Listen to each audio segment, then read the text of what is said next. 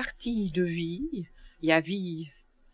Donc, puis c'est des petits bouts, puis les petits bouts se mettent bout à bout et ça finit jamais. Je trouve vraiment le titre est vraiment... Ah, ils étaient top, les gamins, là.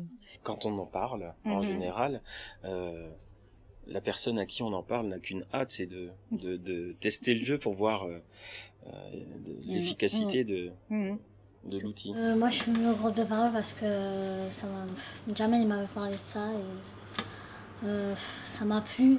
Quand il m'a dit ça, je suis venue. Alors on a tenté de mettre en place un groupe de parole en direction des adolescents. La plupart suivaient une autre action qui était les contrats locaux d'accompagnement scolaire, de l'aide aux devoirs pour des adolescents qui étaient dans une situation, pour certains d'entre eux, d'échec scolaire ou en tout cas de possibilité de progression dans leur parcours scolaire. Et tous les jeunes m'ont parlé du groupe de parole, donc j'ai voulu y assister et ensuite je suis restée jusqu'à aujourd'hui. Le groupe de parole, ce qui est intéressant, c'est comme il y a le groupe de parole par an, beaucoup des adolescents du groupe de parole sont les enfants des parents qui participent au groupe de parole par an. Alors, ça peut paraître un petit peu, j'allais dire anachronique, parce que parfois les jeunes, ils n'aiment pas trop que les parents soient un petit peu dans le coup quelque part. Et là, au fond, ça n'a pas gêné, bien au contraire, parce que ce qui est intéressant, que ce soit dans le groupe de parole parents ou dans le groupe de parole ados, les deux partenaires, les parents et adolescents, ils ont bien vu qu'il y avait une sorte de... C'est le jardin secret. Les jeunes, ils savaient très bien que quand ils venaient ici, tout ce qu'ils disaient, ils pouvaient dire ce qu'ils voulaient, ce qu'ils pensaient, sans avoir peur d'être forcément jugés, ou ils avaient la parole, ils étaient libres de dire ce qu'ils voulaient. Et tout ce qu'ils disaient, c'était vraiment... ça restait entre nous. Les jeunes, ils pouvaient s'exprimer comme ils le voulaient, librement. Ils pouvaient dire ce qu'ils pensaient sans avoir peur du jugement. On pouvait parler beaucoup, dire tout ce qu'on avait à dire, sans retenue. Mais il y a beaucoup qui viennent aussi simplement pour écouter, même s'ils ne prennent pas la parole, s'ils la prennent très peu. Il est important pour eux d'être là et simplement écouter ce qui se dit sur telle ou telle thématique. Donc depuis le début du projet et des Axes Réa, on travaille avec Martine Beauvais qui est psychopédagogue, qui est enseignante aussi, thérapeute familiale et qui vient de Lausanne. Donc si je travaille avec des jeunes, c'est que j'ai un énorme plaisir, mais moi ce qui me plaît, c'est leur côté de temps en temps confrontant, de temps en temps vraiment chiant, il n'y a pas d'autre terme. Et puis ce côté créatif et ce côté qui part dans tous les sens, et puis il y a le côté apprentissage, côté grandir, on est un peu leur rempart, on est leurs ennemis, leurs amis.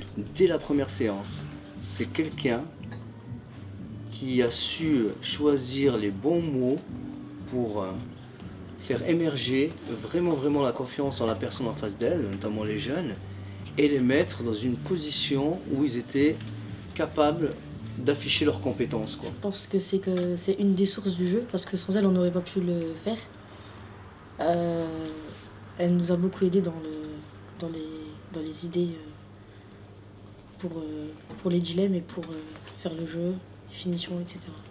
Elle trouve toujours une parole qui va engendrer d'autres explications, et avec les jeunes, elle a vraiment la façon de procéder.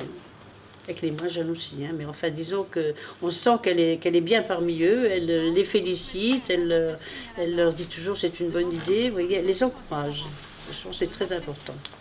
Donc à ce moment-là, Martine a proposé qu'on organise l'action autour de quelque chose, on va dire, qui faisait fonctionner aussi l'imagination des adolescents, mais pas uniquement, qui mettait aussi en perspective la réalité de leur vie au quotidien, les préoccupations qu'ils pouvaient rencontrer, mais d'une façon peut-être un petit peu distanciée.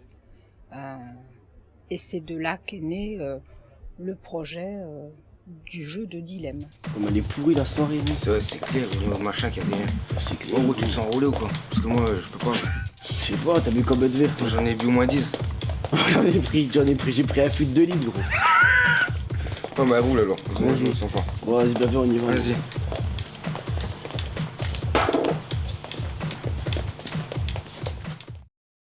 Vous sortez de boîte avec quelques verres de trop, mais vous vous sentez en forme.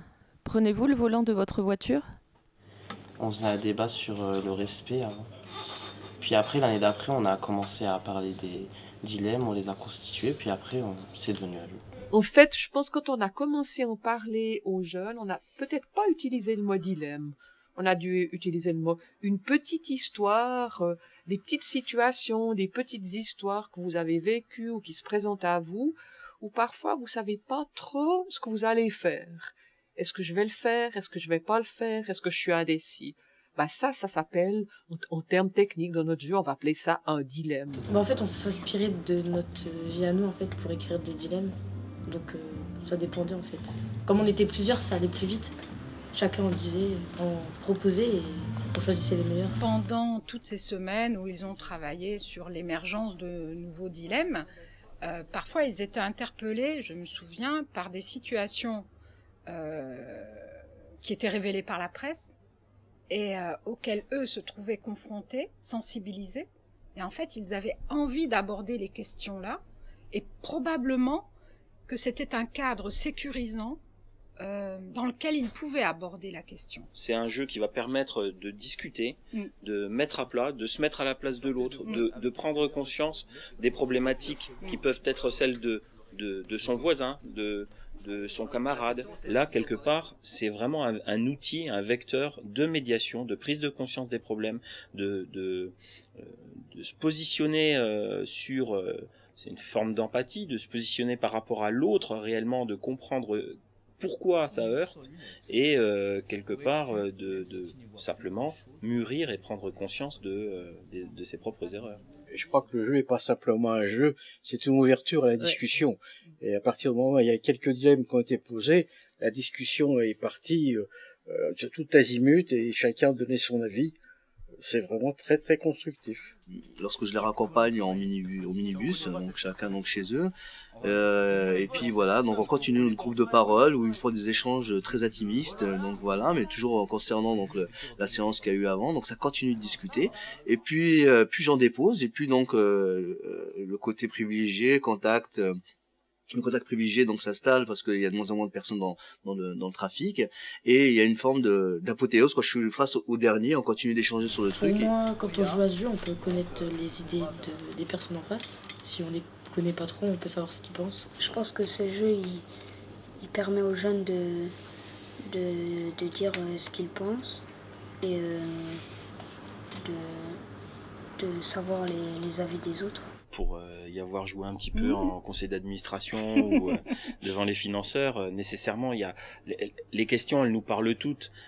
Soit c'est des situations qu'on a connues étant adulte, soit c'est des situations qu'on a connues étant gamin, soit c'est des situations qui ne concernent pas forcément non plus la relation parent-enfant, mais la relation adulte-enfant, ado. On revient sur le vote. L'histoire du nouveau vélo, le chantage du gamin, celui j'ai acheté le vélo, il s'arrête de faire des bêtises. Ça intéresse personne? Non. Okay. Pour nous, c'était important de valoriser le contenu des différents dilemmes. Donc on s'est dit revenir avec une feuille simplement tapée à l'ordi, je trouvais pas ça très sympa. Et comme je travaille aussi à la ludothèque, on a eu l'idée tout de suite de valoriser ce qui avait été fait par les jeunes en faisant nous-mêmes des cartes questions.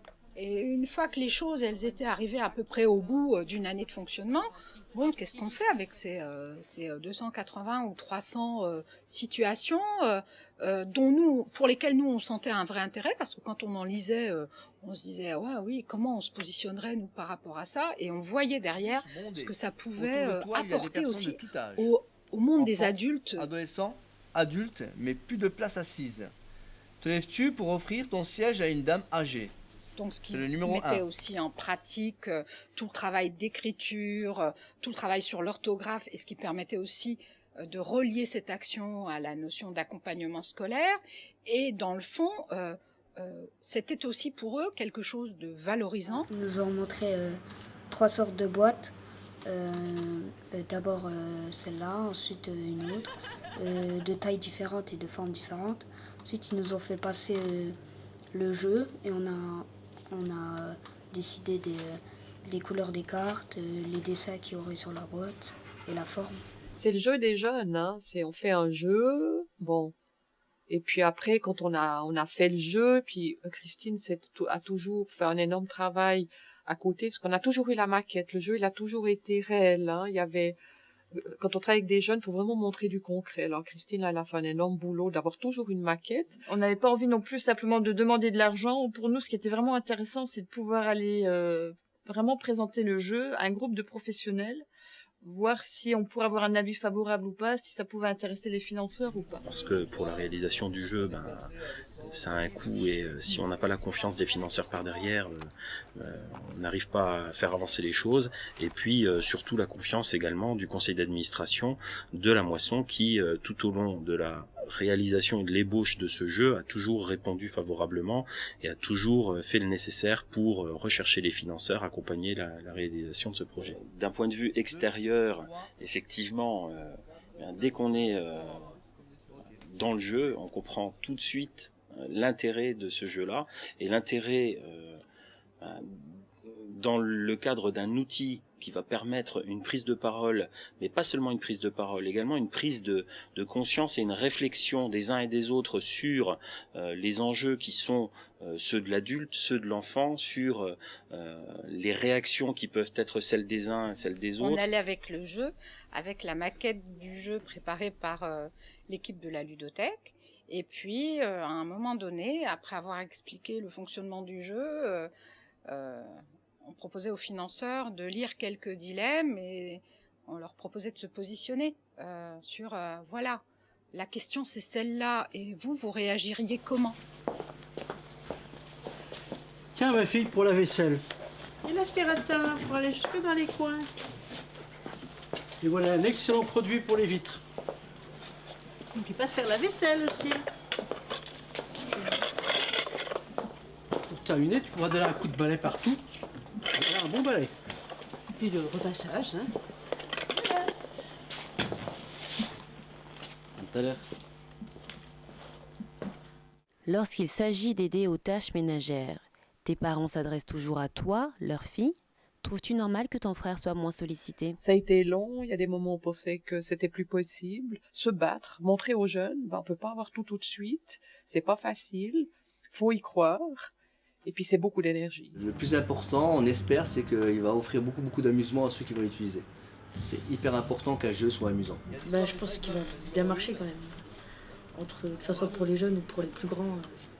Et ceux qui n'arriveront pas à parler avec leurs parents, ils pourront y jouer pour essayer d'entamer des conversations avec eux. Mais je pense que ce jeu va surtout être parmi des associations de jeunes, pourquoi pas dans des écoles, ou entre jeunes. C'est aussi à montrer aux jeunes et aux adultes aussi qu'on peut pas tout avoir tout de suite. Et que c'était vraiment pour moi une bataille qui a duré des mois et des mois. Mais ça, pour moi, ça valait vraiment le coup d'aller jusqu'au bout et de se battre vraiment pour valoriser et montrer ce que les jeunes ont fait, quoi. Et qu'on n'obtient pas ce qu'on a envie tout de suite, mais qu'il faut du temps et qu'avec la persévérance et si on voit que tout le monde a vraiment envie d'aller au bout, ça vaut le coup de se battre. Maintenant, il reste, comme dans toute naissance, à vouloir le partager avec plein de monde, ce bébé-là, et puis que tout le monde profite un peu de cet outil qui est le jeu pour que justement ça puisse créer des échanges et des discussions là où justement il sera utilisé. Si on veut cheminer avec des personnes, que ça soit professionnellement, amoureusement, amicalement, quand on fait quelque chose ensemble, c'est quelque chose de très très important. Et là, avec les jeunes, avec les adolescents, on a fait quelque chose ensemble. Et puis l'autre chose là derrière, c'est qu'on n'a pas fait quelque chose ensemble avec des adultes d'en haut, mais on a fait quelque chose d'en bas tous ensemble. Et ça, je trouve que c'est vraiment assez épatant. Tout ce beau projet n'aurait pas pu aboutir sans nos financeurs, qu'on vient bien évidemment de les remercier, qu'il s'agisse de la DAS, de Jeunesse et Sport, de la CAF, de la ville de Florange, bien évidemment, et du conseil régional. Sans oublier l'ensemble des intervenants, qu'ils soient bénévoles, des enfants, des professionnels, salariés et des intervenants qui ont tous participé à la création et l'émergence de ce projet. Je pense qu'il faut également féliciter Je crois que c'est important. Les adolescents qui ont longtemps attendu la naissance de ce projet, qui pensaient, mais les difficultés de trouver les financements et de mettre tout ça en œuvre